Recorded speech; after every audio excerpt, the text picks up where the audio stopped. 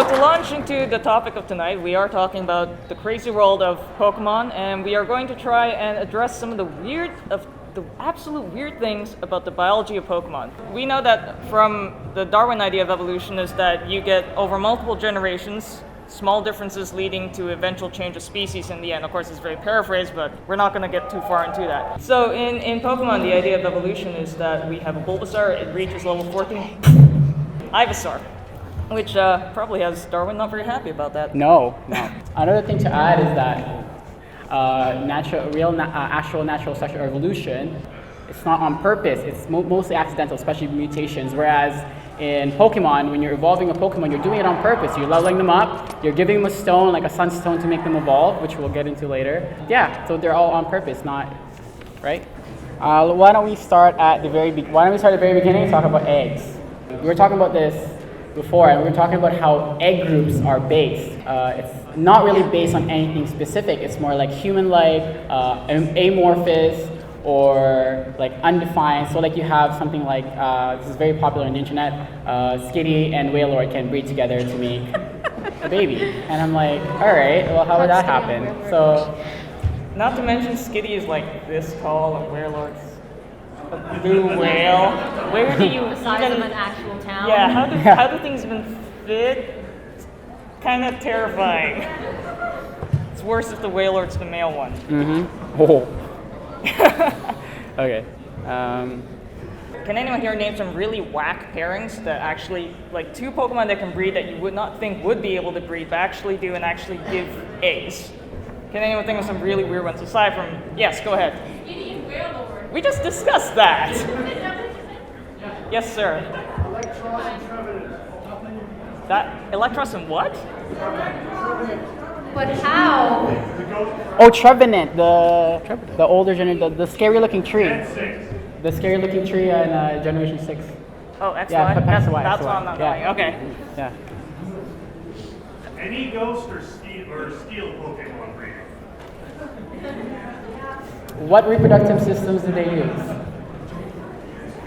How does Ghastly lay an egg? It is a cloud of gas. Poof! An egg. Who?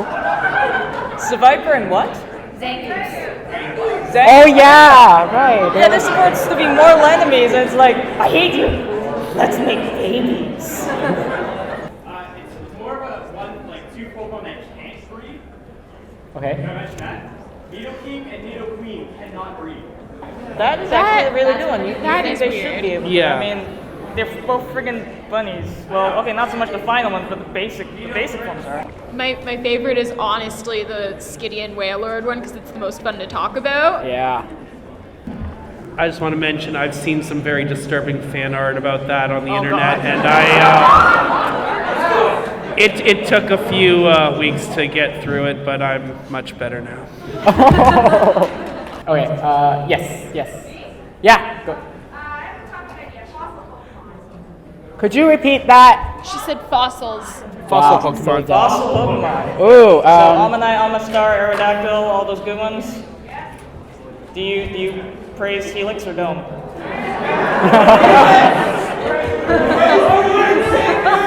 Thank you, Helix, for being out there.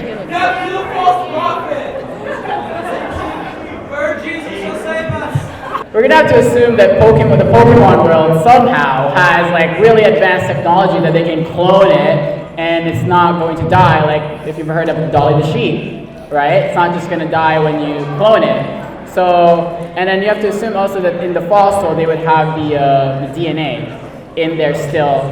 Like for example, the old amber or for the Helix fossil.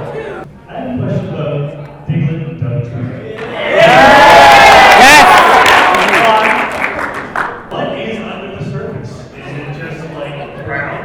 Is it made of ground, and that's why you never see it above ground? Okay, let's actually run with this question. What is under the ground of Diglett and Dugtrio? Well, first, I think we got to figure out whether Dugtrio is 3 Diglets or whether it's 3 things connected to one body. Is it like a 3-headed Pokemon, kind of like Hydreigon? So that is a good thing to consider. There's actually a biological precedent to that, to numerous individual conspecifics becoming one organism. It's this type of fish that lives way down below. I forget what it's called. Anglerfish? Basically, the female is really big and the males are little small fry things, and they just bite onto her and pretty much get anglerfish. shriveled up. Yeah, Ben mentioned is the deep sea angler.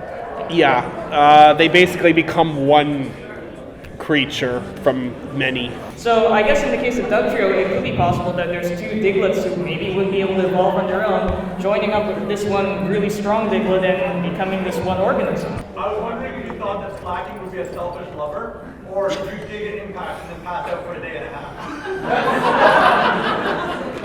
I guess it depends if you catch it between turns. My slacking's actually a piece of bread because it loafs around a lot. Say what?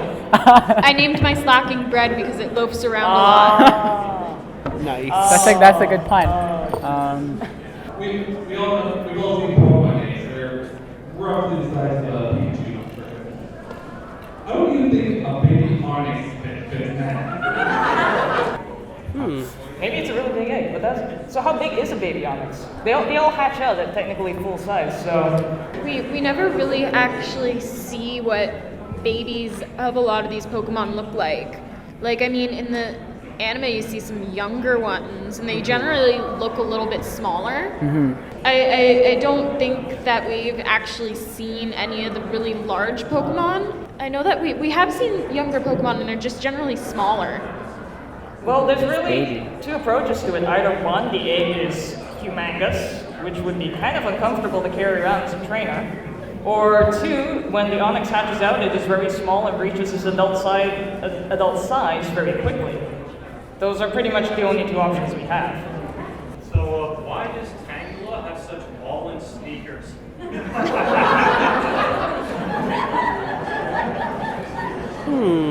Say sneakers. Why does he have sneakers? Why does Tangela have such ballin' sneakers? Ballin'. Oh my god, ballin'. And also, just add on to it, when he evolves, why does he decide to get rid of them?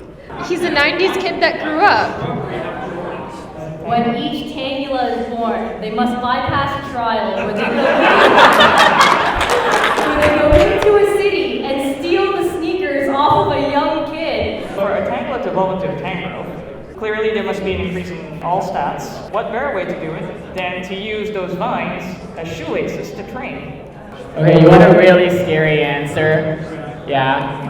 Okay, so Tangela, was someone who was lost in the woods, and they got scared by a spirit, so they forgot their shoes, and the spirit possessed those shoes, and then they took the leaves in so that they can shield themselves from sunlight, and that's how they become Tangela.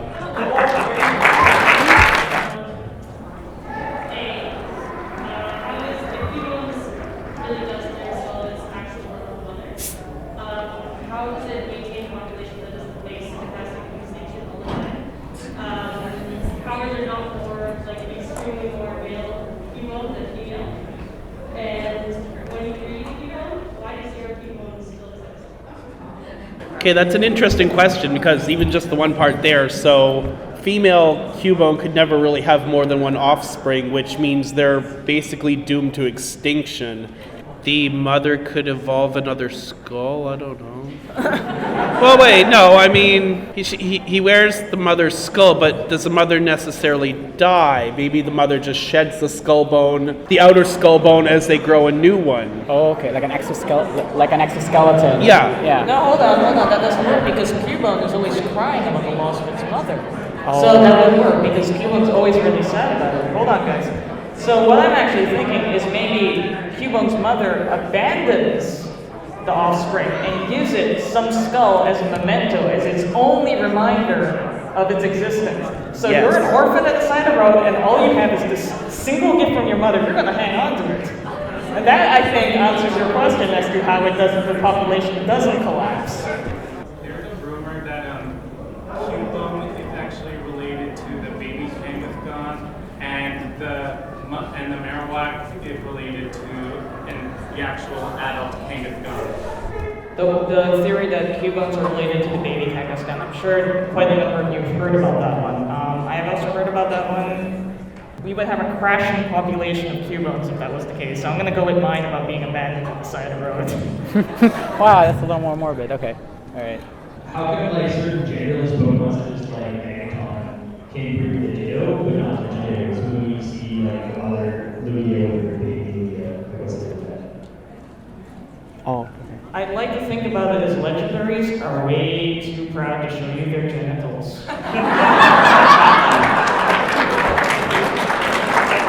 Hey Lugia, are you male or female? Piss off. So how do the genderless ones breed then? Can anyone off the top of their head let me know if you stick two Voltrups together in the daycare, do they actually produce an egg? No, because it's genderless. Yeah. Okay, but they do work with Ditto, yeah? Yes. Interesting. Does anyone want to take a crack at that while I quickly try to make something up? If you think of Ditto as more of a natural cloner and less of something to breed with, then it makes sense that Ditto can replicate whatever you breed it with, but you can't make more Dittos. Gentleman up in the front said, if legendaries are too proud to show you the genitalia, they're not. A Ditto cannot possibly clone something it can't see the entirety of. Because then you get a big blank spot like a Barbie doll. Barbie doll Lugia. I feel like a Pokemon that is legendary would have the knowledge that they are the only one. And when something tried to replicate it, it would clearly know it was a fake. Why would you show your genitals to something that is clearly a fake? So this completely hypothetical state, not that anyone has ever thought about this. Gardevoir performs a track on this trainer. If Gardevoir performs a track on its trainer, and goodness gracious, this is not an 18 plus panel. What we have to go with is if Gardevoir can attract a trainer, why not other Pokemon? But why would Gardevoir try to mate with a human if it's not going to produce viable offspring? No. Let's not go there. Necessarily. Attract is like flirting, man. Oh, that attract. Oh, I'm sorry. Okay. What were you thinking about? I don't know. Dude, this is a panel. This is a family-friendly panel. All right. Okay. Sorry. The problem is that if a Gardevoir used Attract in this trainer, the trainer would pretty much just skip its turn and do nothing. Because that's exactly what Attract does. This is probably good on some people's minds, but how is Skitty able to breed the whale? There are ways for animals to pass on their DNA without physical contact. Fish. Many types of whales do not copulate. The male whale releases his genetic material and it kind of floats in the female, so to speak. Other turtles will lay eggs and then another turtle will fertilize it. There doesn't need to be physical contact. I think what happens is that Whalord and Skitty both get into a swimming pool. It's a big and then swimming the pool. male releases the sperm into the water where it is picked up by the female of either species, and voila, you have an egg. How come when I'm trying to train my Charizard to make it really tough, I use rare candies to make it level up instead of Oro Stick? Charizard is clearly a carnivore. A carnivore, what? Why does rare candies level it up? He's walking flames there. Steroids. Yeah, there's something. Steroids? Rare candies are pretty much steroids, if you look at it that way. So, do you know the idea of EVs in Pokemon? Effort value points? You do? Okay, so you most probably know that rare candies will only level up, but it will not touch the effort value points. So what I'm going to say is that if you train your Charizard properly, by sticking in battles and feeding it what it should be eating, versus rare candy, you will get a better Charizard at the end of the day. I still think you should feed Taurus meat. You could feed it Taurus meat. Maybe you are fighting. I think Taurus actually gets attack moves. Taurus, I think, is +2 attack effort value points when you fight it, so you are feeding it Taurus states. There you go. What's the deal with currently 5'11"? Furret. Furret. Second generation, right? Yeah, that's huge. Jesus. Hold on, It's 5'11" and Charizard is 5'7". Just so you know! Oh. Okay, so in real life, ferrets and a lot of other creatures can appear very small. Cats do this too, but their spine can actually constrict a fair bit, and they can stretch out pretty long. It's useful when you need to get into small spaces, dig down into holes, things like that, want to eat a ratata or whatever.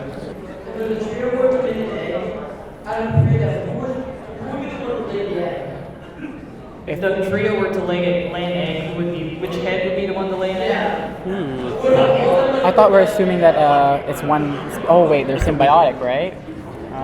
Yeah, interesting. I think it would be the original. My brain. Huh? Oh, okay, so it depends on which theory you're going. Our current prevailing theory is that the other two Diglett heads come along and attach to the main one. So it would be the main one laying the egg, and the other two just kind of give moral support. You can do it, Diglett! Come on, just pop that egg. I'm pretty sure everybody knows that they are very thing. I was wondering how that works and how ghastly like Andre comment part of that, as well as the re-evolution thing. Like, how would that work? Well, it is possible to encounter fully evolved Pokemon in the wild, so maybe there are very rare few fully evolved Gengar hopping around in the wild from the Clefairy. Trainers can also release Pokemon, so it's possible for someone to raise a Gengar and release them back into the wild. For those of you in the back who can't hear, it's the theory that the Gengar evolution line is a ghost Pokemon that's kind of ripping its way into reality, where Ghastly is just a vague presence upon it. You only see these huge claws tearing its way into our world. It can be like I'm here, everyone! It can be like a physics reference where it's like, you know how we have matter and antimatter, I guess? So it's the antimatter of Clefairy, if you want to think about it that way. No, but then... But how would that explain the... But then if you battle a Clefairy, you just get gamma rays. Oh my god. What if the Haunter haunted a Clefairy so much that it evolved into Clefairy's shadow? And What it if- would be a Gengar? Haunter? What if Haunter haunted a Clefairy so much that it became Clefairy's shadow, which is a Gengar? That is nightmare fuel, thank you for that. Wow. What would be the difference between a Pokemon and a regular animal? And a regular It's like all types, so you think all animals should be all types. Regular animals don't fit in Pokeballs, I would go with that one. I'd also think that maybe with the Pokemon evolution thing, maybe just normal animals don't Pokevolve. That's a well. But then on the flip side, Yeah, but there's then some you've got a number of Pokemon that just never True. They never Pokeball. I would go with this really easy distinction. Regular animals do not run around shouting their names. Biologically speaking, how did Pokemon use surf when there's no water around, or rock when there's no rocks around, or gyro when there's no pilots and creating magic? And raindrops when there's no clouds in the sky. We talked about this. We actually did discuss this one. It's like, where do water Pokemon store the water in their bodies? Use water den and hydropump, and it's all the related stuff. I mean, there's water pretty much everywhere. Even in dry air, there's a little bit of moisture. The rock one's a little trickier. There's not really rock everywhere in the air, although there is dust particles usually in the air. I suppose they could find a way to get them to stick together. I don't know, I'm really reaching here. He's really reaching out. Go ahead. Okay, I'm gonna try. I guess for every different Pokemon, they have their different resources. So if they have water Pokemon, you got your fire Pokemon, they have different resources. The best I can say would be like for fire Pokemon, they would have like, let's say maybe a sac, kind of like a venom sac that would like, ignite the fire in their mouth when they're releasing gas to like flamethrower, let's say. Or if you're doing hydro pump, I guess they can convert all the nutrients in their body quickly into water. And for rocks, I like your idea of the dust particles being compressed and then used. Like for example, graveler eats rocks every day to eat. So I'm assuming that could be like how they use attacks. So graveler barfs rocks at you. Yes, Is what you're trying to say. exactly. Well, damn, that became really terrifying. Okay, so I see that most of the room has probably gone off to a 10 p.m. event, so thank you for the rest of you for staying and for asking us questions. There were some really